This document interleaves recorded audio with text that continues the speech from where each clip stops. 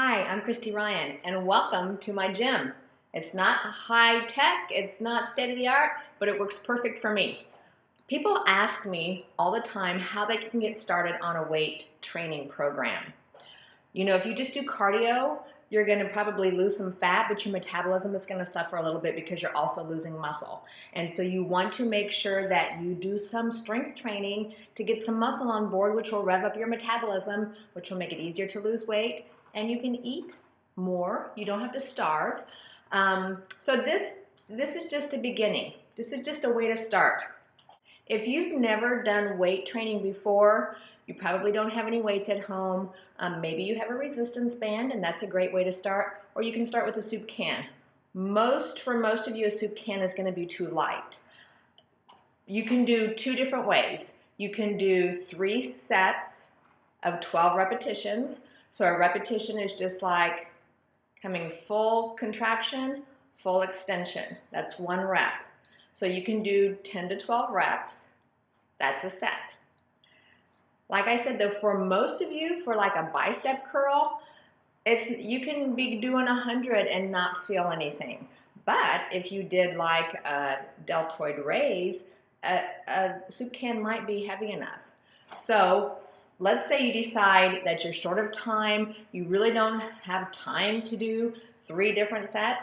That's okay. Get a heavier weight or can or whatever, and just do 1 set.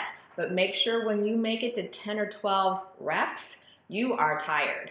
So let's say you're going to do a shoulder or a deltoid raise, and you just go slowly up and down. You don't want to shrug your shoulders, just slowly up and down. So let's say you do this and you get to 10 and you don't feel it. You need to go heavier. So this is probably like 1 pound. You might want to go to a 5 pound and go slowly up and then slowly down, or maybe a 3 pound. But I would bet by the time you get to 10 or 12, you're going to feel like you can't do it without shrugging and sinking into it. That's too heavy. So you want to keep your form the whole time, and even if you only have time to do 10 or 12 reps, but by the time you get to 10 or 12, you're shaking and it's pretty hard and you're not sure you can do 1 more, that's perfect. That means you've worked that muscle.